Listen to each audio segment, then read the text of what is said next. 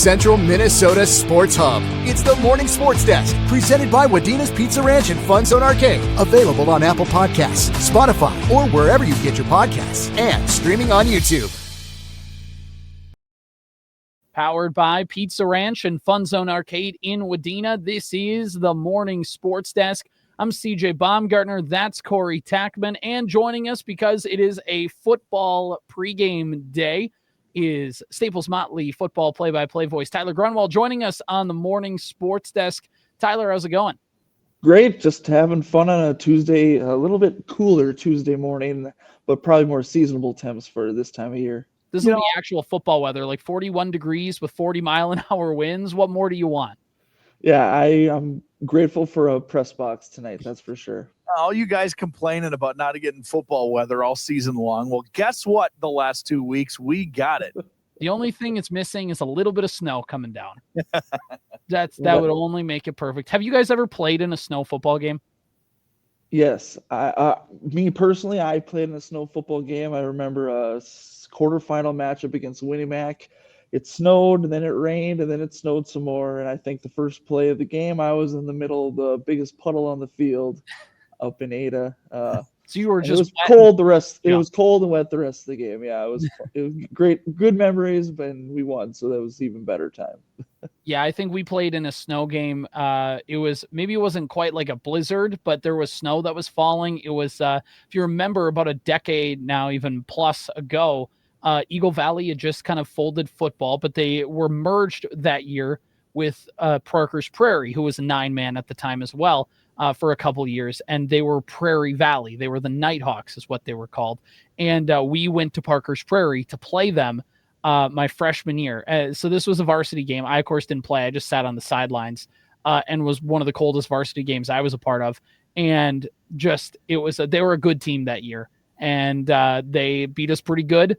And I was just sitting there on the entire sidelines, like watching the snow come. And I found those big puffy windbreaker jackets that we only had a certain amount of them. And as soon as somebody kind of threw into the side, I grabbed it, put it on, and hid in the back, because that was not a fun day. Yeah, as a freshman going to those first round playoff games, if it's snow on the ground, I remember going up to Baudette for a first round game as a freshman for Ada Borup. And it was cold, and there was a lot of snow, and I remember I had more mittens on. You didn't really have the coats back then. You just kind of had to shiver your way through it. That's where if you find little ways to get through. I think it was the practice before that game. I didn't have anything. Like, I forgot to bring a sweatshirt. I forgot to bring gloves, and it was like just as cold. And it took me so long to get done with practice because I needed to take my belt off of my pants, and I couldn't because my fingers were so numb. I just was like it was like working with like wearing mittens, trying to use something that you need like fingers and opposable thumbs for. And I'm just like, come on. Work. And it didn't work out well at all. It took me like a half hour just to be able to warm up so I could change my clothes and go shower. So that part was not fun, but you know what? I never, ever forgot to bring cold weather gear again. So lesson learned. All right. Playoff football today. We ready? We ready for some playoffs? Playoffs? Don't talk about playoffs. You kidding me? Tyler, Staples-Motley hosting Wadena-Deer Creek. Before we get into that, though, let's wrap up the regular season. It was an MEA Wednesday night football game last week up in Pelican Rapids. How did things shake out for Staples-Motley? Yeah, the Cardinals came out firing all cylinders. They really wanted to get the ball to Turner Beachy, as he had a lot of influence on that game with lots of relatives and lots of things going on surrounding that game as well. But so Turner Beachy had a great game. He got in the end zone a couple times. Bo Carlson as well.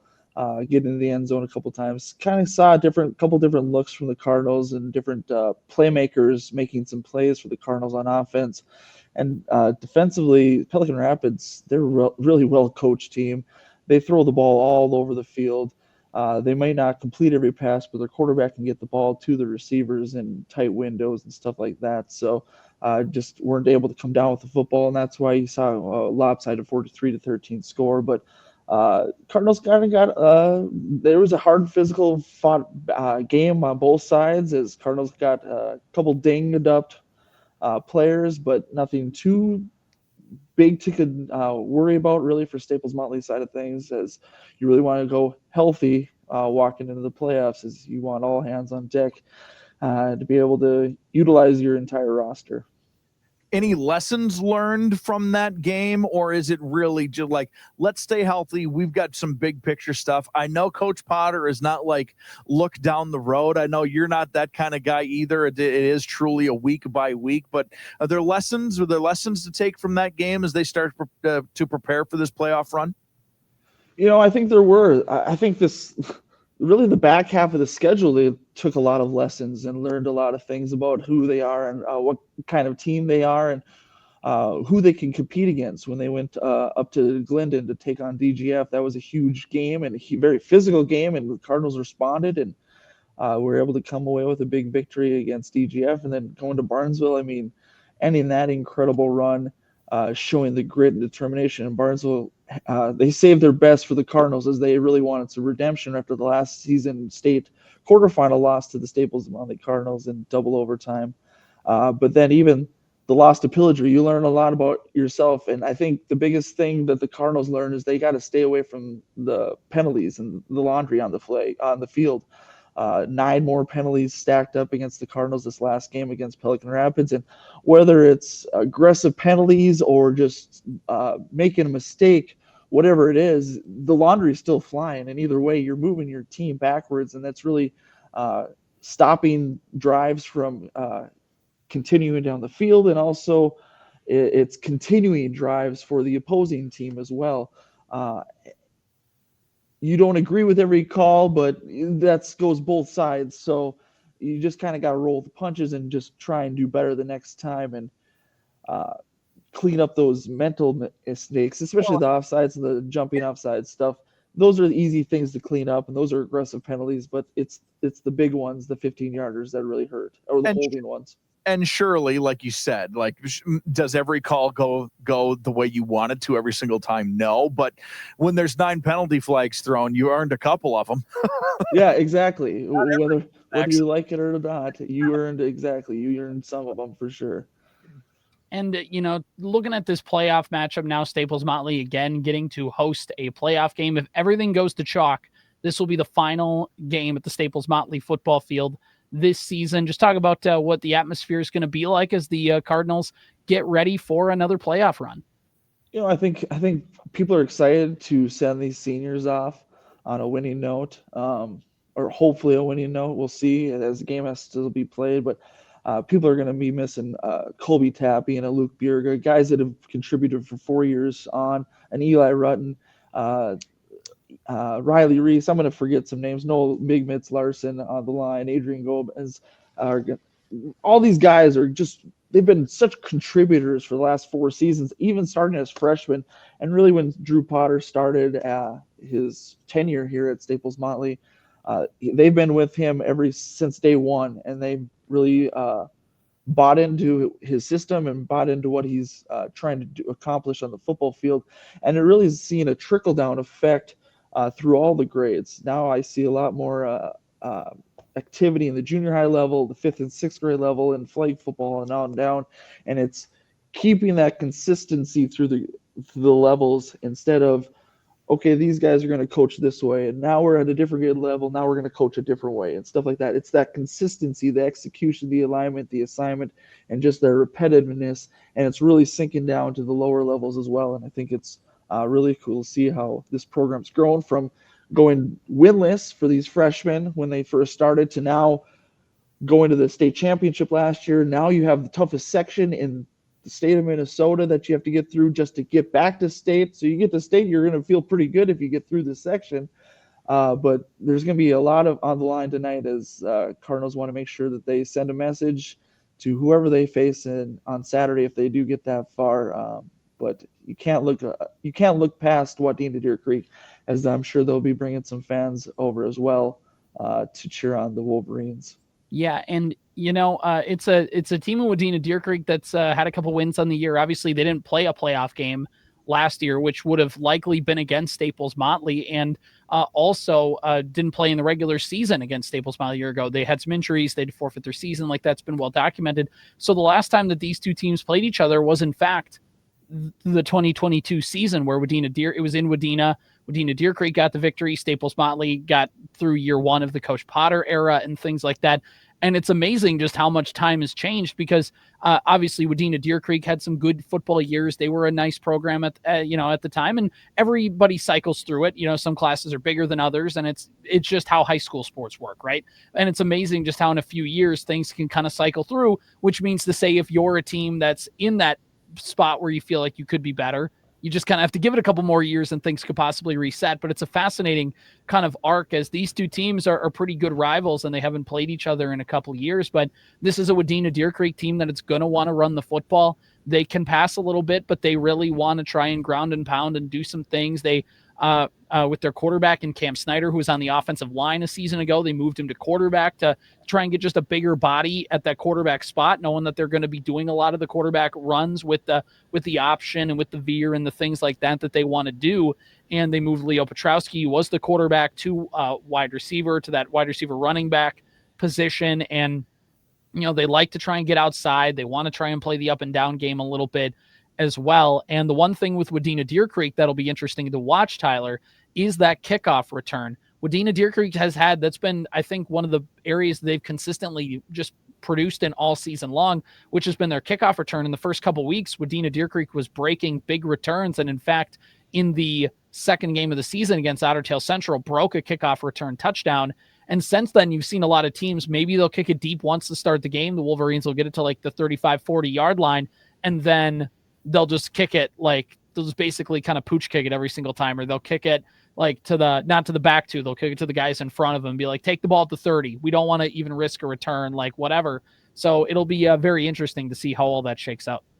Yeah, Staples-Motley freshman kicker Caden Nyson's been incredible all season on the kickoff, as he's been able to have a nice little pooch punts or pooch kicks to create opportunities for the Cardinals to jump on the ball. But last week in Pelican Rapids, he was really impressive. He was kicking the ball over the heads of the return men of the Vikings and creating, I think, 3 or 4 touchbacks off of kickoffs, which was he has got a leg and he can boot the ball all over the field. So if you're the Cardinals, you're definitely going to have to keep that in mind, and I would expect to see them to try and keep that ball out of that big returner's hands. If I'm the Cardinals, that's what I would game plan at least. 5:40 pregame tonight with a 6 o'clock kickoff, a playoff Tuesday night, hour earlier start than all season long. This game will be simulcast, AM1430, 98.5 FM, The Fan, for Cardinals fans like all season long, but also on 101.7 FM and AM920 KWAD for Wolverines fans, just basically all October long. And then online, wadenaradio.com/KWAD. Have a great call again tonight, Tyler, and we'll look forward to another update from you probably later in the week. Yeah, absolutely. As long as Zeke keeps his clothes on this week, we'll be just fine. I didn't think he would actually do it, Tyler. I did not think he would actually do it. Well, I always say before the game, I say, okay, we got to do our obligatory selfie. And we did the first one. And he said, okay, we got to do one more. And he started taking the shirt off. I thought, oh. Yeah, he's like, are you doing it? I'm like, I'm good. I'll take the photo still. Pressure. That's the thing.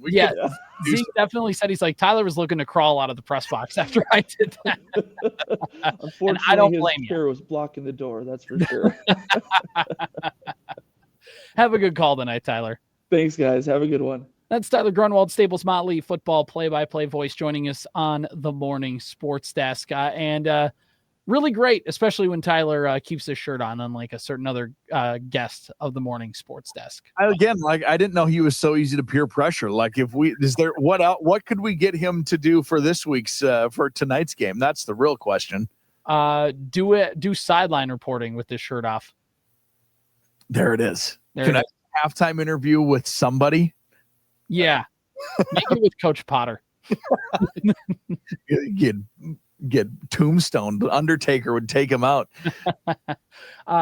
Actually, and then have his face be painted, so he's just on the sideline, all ready to roll. That'd be perfect. Trying to do a complete serious interview, either not even trying to ham it up like WWE. It's just like an NFL. All right, Coach, what'd you see out of the first quarter? What are you looking to do in quarter number 2? your best Susie Culber impression, but your face is painted and you don't have a shirt on. Yeah, exactly. It'll be like the Susie Colbert Joe Namath interview. Right. I don't think Coach Potter's going to threaten to kiss him. No, that'll be no, I don't think so. No, but just in the sense of like pure chaos. Gosh, man. So that's one game. You've got a game tonight on the Superstation K-106. Where are you off to, CJ? Going on Highway 29, heading west to cover Parkers Prairie versus Nevis, Section 6A first-round matchup. Nevis is the 7 seed in Section 6A. Meanwhile, Parkers Prairie, the 2 seed. If you look at the QRF for Parkers Prairie, it's at 58.7, which is 4th best in Class A at their 7-1 record. And for Nevis, they have a 25.6 QRF. Their overall record is 3-5, and they are ranked 36th overall in Class A. They have a 3-5 record, does Nevis. They are 0-2 in Section 6A play, 2-2 in the home field, 1-3 on the road. For Parkers Prairie, they're 3-1 in the section. Their one loss on the year is to Breckenridge, who is the overall best team according to QRF in Class A this season. 4-0 at home, 3-1 on the road for the Panthers this season. Taking a look at Parkers Prairie, of course, they were 9-4 a season ago. They are back-to-back Section 6A champions, just their second state berth since 2003. Of course, it ended at US Bank Stadium with a 45-0 loss to Minnesota in the semifinal game, but they did get a huge win over Upsala-Swanville area in that quarterfinal round, where, remember, Upsala-Swanville area and Parkers Prairie had to go all the way up to Rock Ridge to play each other because, state football. And it was a really fun game, but overall, for Parkers Prairie against Nevis, this is going to be the first overall meeting between these two teams ever in football. Now, as mentioned earlier, Parkers Prairie was 9-man, for a couple years, about 15 years ago. They kind of just dipped their toe in that water and then they jumped right back up, and they never ended up crossing paths with Nevis, who is 11-man for the first time in their school's history in Class A this season. The last game for Parkers Prairie was 35-3 victory against Lake Park Audubon on Wednesday. And for Nevis, they lost 42-12 in Walker against Walker Hackensack Akeley in their finishing game there. For Nevis, they're under first-year head coach Kevin Longton, who spent 5 years on the staff, now took over for previous head coach Sean Klemick. And had a chance to talk with him in the preseason, and he was like, we're just trying to keep the train on the tracks, trying to do and kind of keep the same pillars of Nevis football that have been there, and trying to keep that rolling. Obviously, a lot of those kids from that 2023 state championship team in Nevis and 9-man are graduated.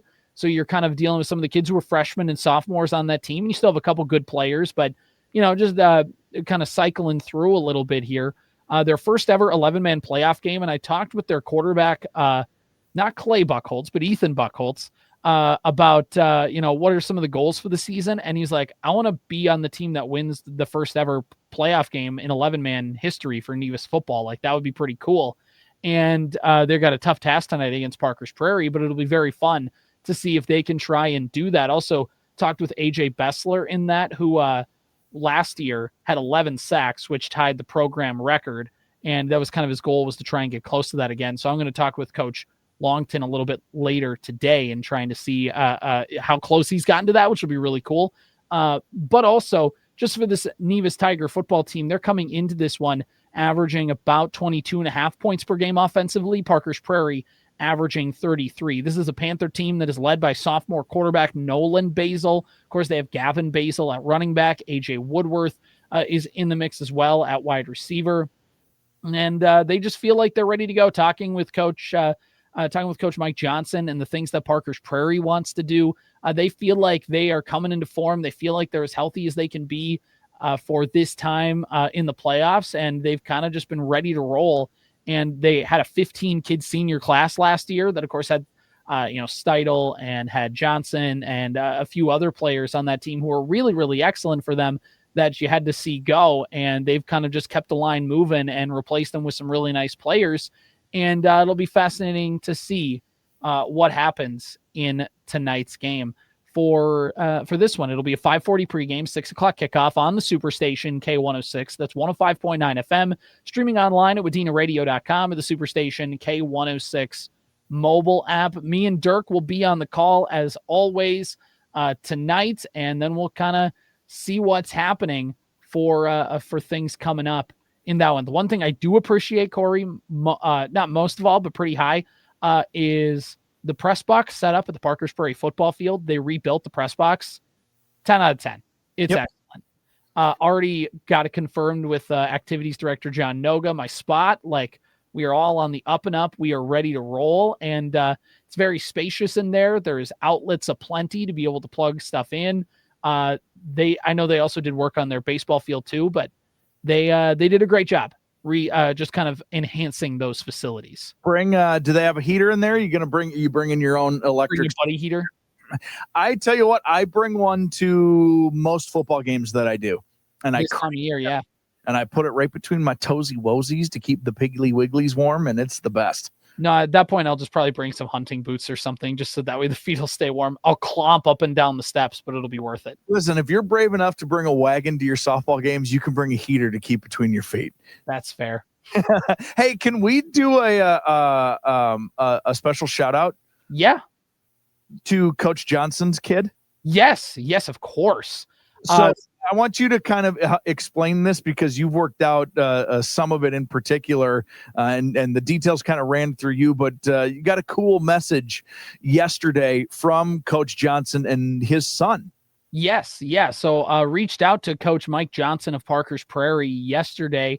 Just like, hey, we're coming to do your football game. Like, just do the things you set up. Can I have some stats? We set up a time to do a quick little interview and kind of get to talk about the game a little bit. And of course, he was like instantly like, hey, here's all the stuff. Here's everything. He's ready to roll.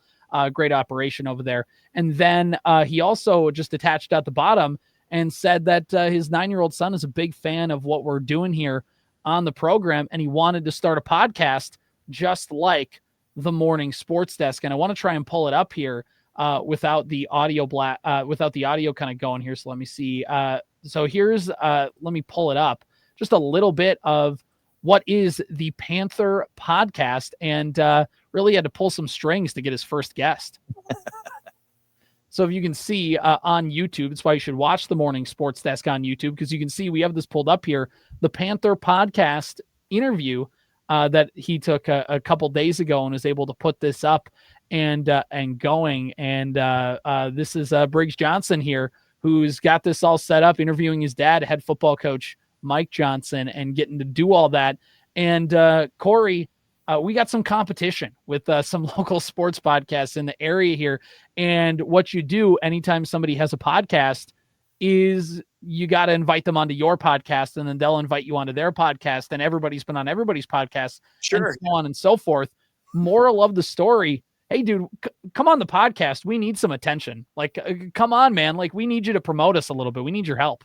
Briggs, let's do this. Let's come on the Morning Sports Desk with us, talk Panther podcast, talk Panther sports. We'd love to have you on the Morning Sports Desk, and good stuff. I hope that you were not too easy on Coach Johnson, and you asked him all the pressing and most difficult questions you could. Yeah, I was talking with Coach Johnson about, because I was like, telling him like, oh, it's a cool setup, and he said, yeah.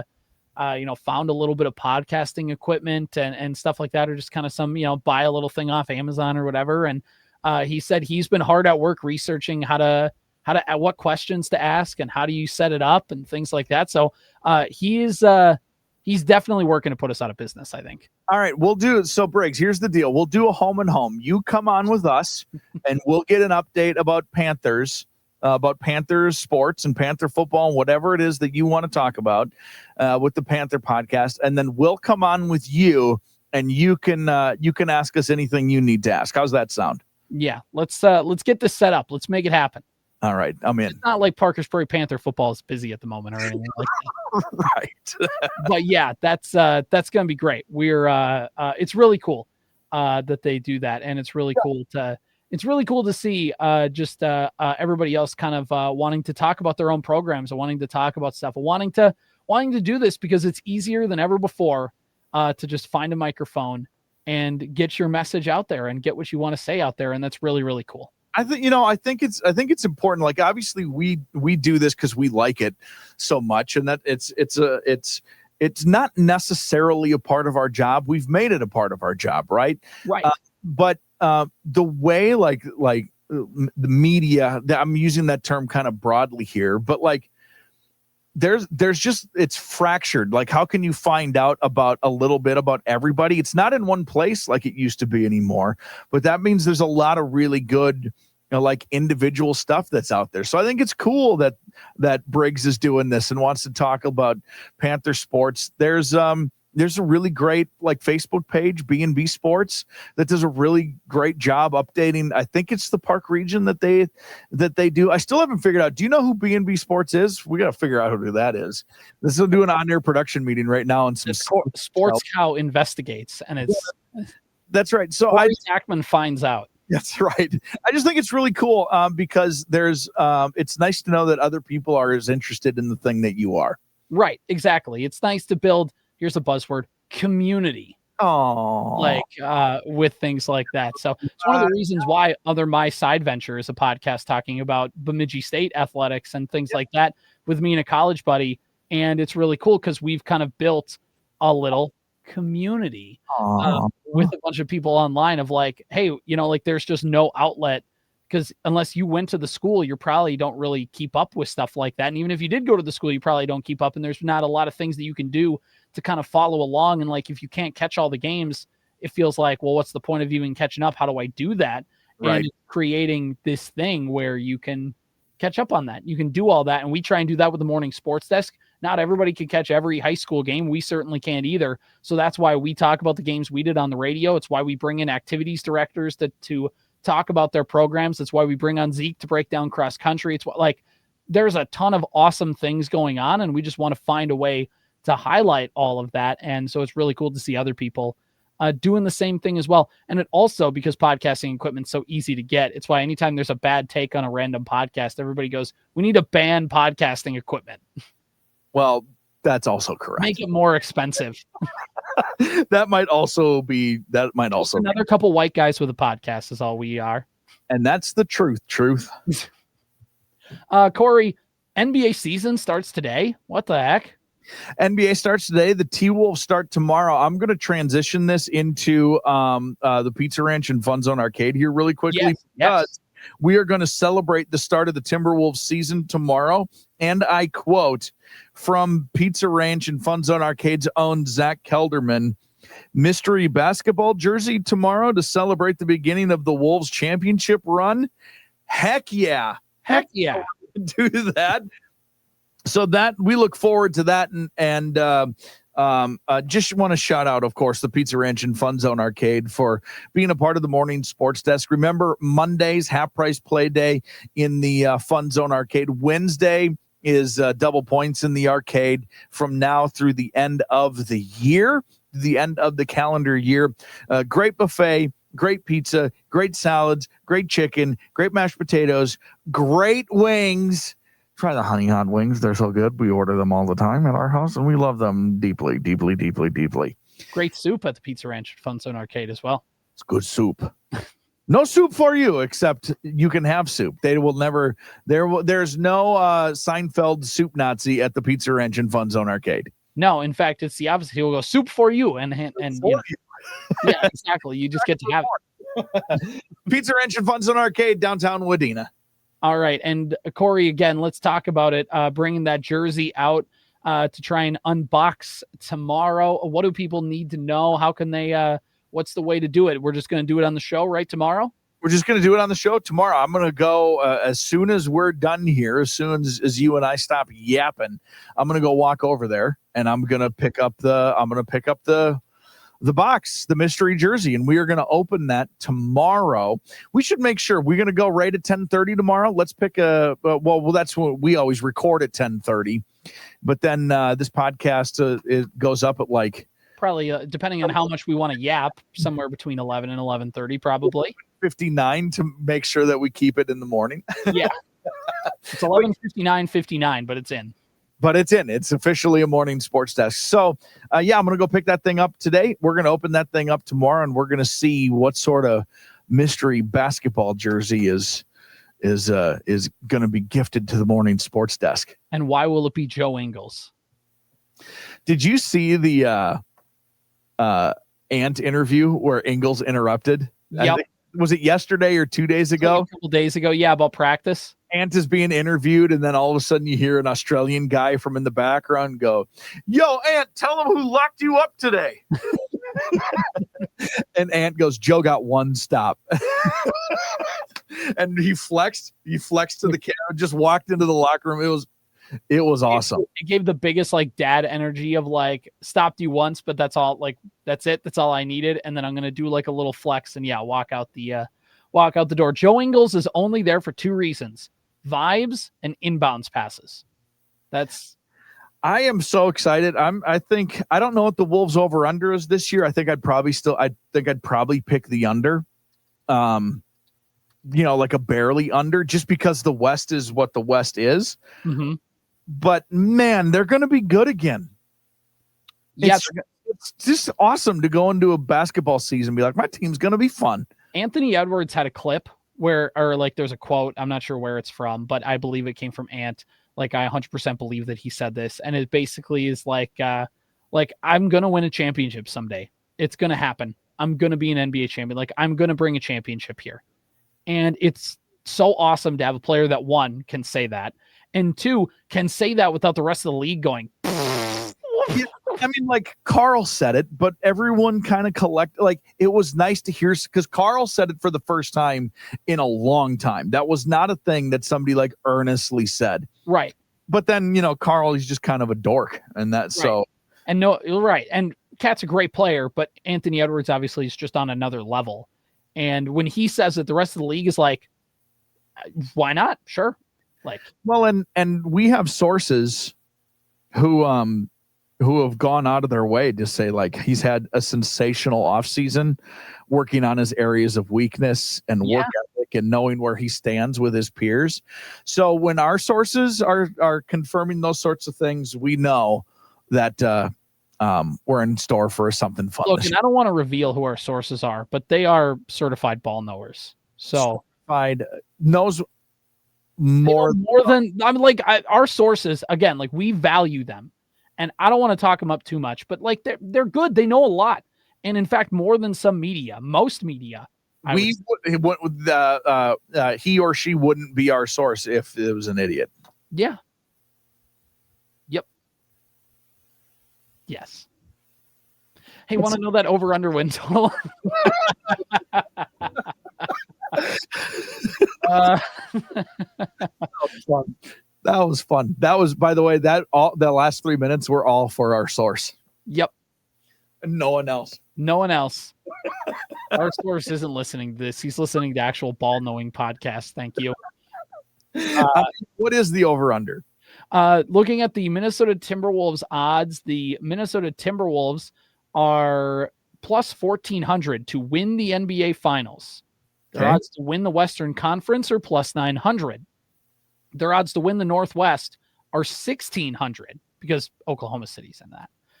The Minnesota Timberwolves are 4.5-point favorites against the Portland Trail Blazers. And where the heck did their season over-under go? It was here for a second.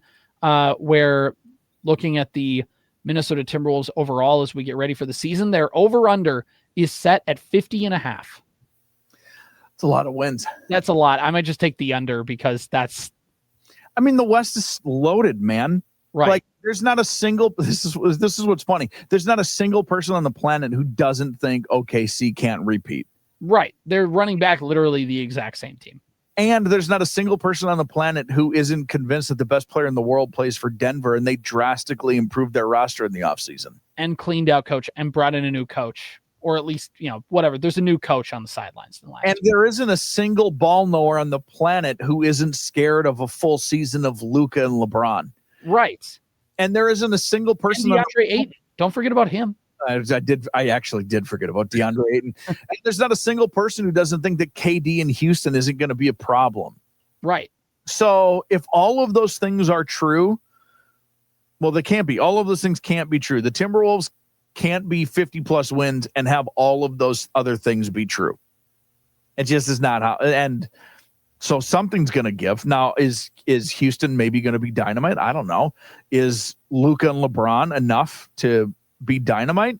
I mean, that's as good of a pairing as anybody. But will Zion and the New Orleans Pelicans get going? Yeah, maybe until he hurts his ankle before Christmas. No, I would pick the under just out of the competitiveness of it, but it's not because they're going to be bad. No, and there is a certain case with the Timberwolves where, and we'll wrap this up after this point. This is all I'm going to say about the Wolves without getting into the nitty gritty. Without getting into the nitty gritty of the Wolves, the fact that the Wolves, remember, in 2023, to begin that season, in the fall of 2023, they came off of a year where during the regular season, it felt really clunky because they got some new players and it took them a while to figure out how to play with said new players. And then the next year, they basically ran the same operation back in 2023, and they came right out of the gate and were one of the best teams in the NBA and set themselves up to be a top 3 seed in the Western Conference. And now in the 2024-25 season, remember, they traded Karl Anthony Towns right at the beginning of training camp, and it took pretty much all season, and there was an injury to Randall thrown in there, but it took them all season to figure out how to play with each other. And by the time they figured it out, they were in the Western Conference Finals. And now they basically just ran that exact same team back, minus Nickeil Alexander-Walker, rip. But the point is like, this team is basically running the same thing back, and they're kind of banking on that same thing again of like, everybody just knows how to play with each other for a full season now. And most importantly, did Ant evolve again? We all think so. We certainly all hope so, more than we think. But that will is yet to be seen. But if Ant is who we think he is, Denny Green, then he lets all of us off the hook. Then it's not running it back. Right. If Ant is who we think he is, this team is not running it back because they're better, because Ant is better. Please. Go Wolves. Go Wolves, go. Ow, Wolf howl. All right, Morning Sports Desk powered by Pizza Ranch and FunZone Arcade in Wadena. Stop in for tomorrow's show for a mystery unboxing. Powered by Wadena's Pizza Ranch and FunZone Arcade. Follow the Morning Sports Desk on Apple Podcasts, Spotify, or wherever you get your podcasts. And watch every show on YouTube.